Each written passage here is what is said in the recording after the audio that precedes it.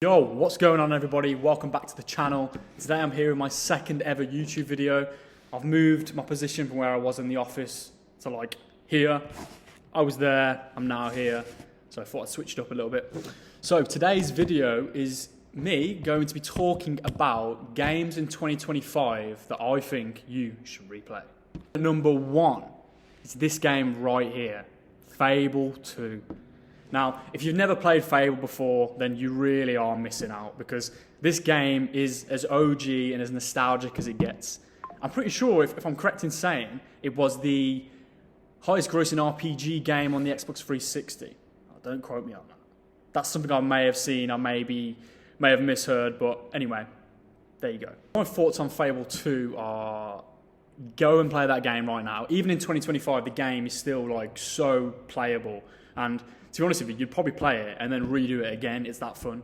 One issue though, with the game being backwards compatibility for Xbox, it does seem to crash a lot, but you can sort of get around it by making sure you're saving a lot and, you know, just being conscious of the fact it's probably going to freeze at the most annoying moments ever.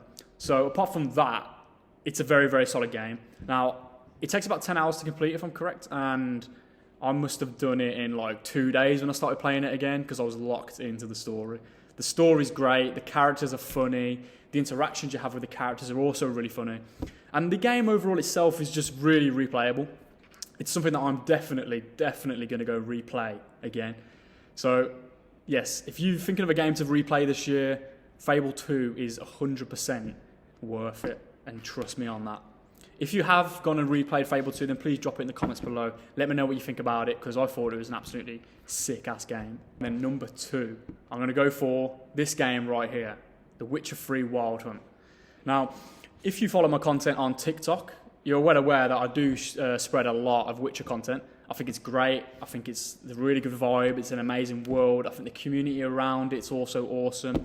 And with the new Witcher 4 coming out soon, there's a lot of hype around it. So if you were looking for a new game to play this year, definitely, if you haven't already, or if you have already, replay The Witcher 3, because that game is mint. It's so open.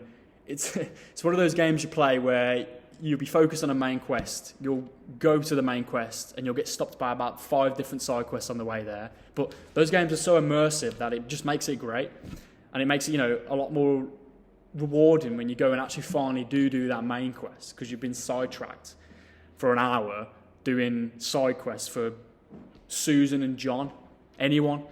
But yeah, this game is great. The combat's amazing. The dialogue's really good. I think the characters themselves are really enjoyable to be around and to interact with, especially the main character Geralt. He's just the top Donny, and he can slay Munster's ass, man. So yes, if you're thinking about playing a new game this year, I also highly recommend The Witcher 3 Wild Hunt. Oh, and also don't forget to play Blood and Wine DLC.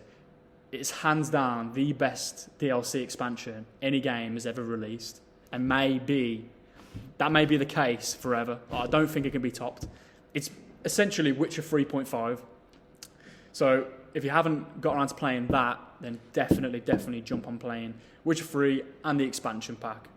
This also does have another expansion pack, Hearts of Stone. Now, this is also very good. I do highly recommend it. But Blood and Wine is just that extra little bit superb, as some would say.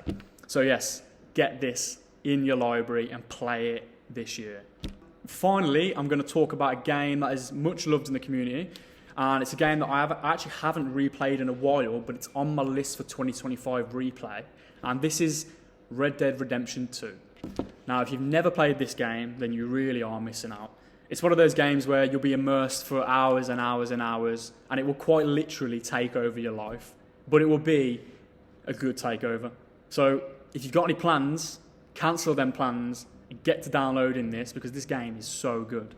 The story's amazing. The soundtrack, above all, is like phenomenal.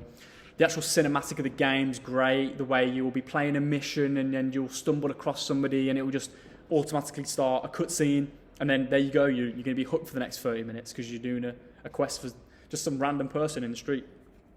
So this is a game I actually highly recommend. I've only ever played it once, and I'm looking now to play it for a second time. And I'm hoping it'll be as good as it was the first time, because I was pretty blown away.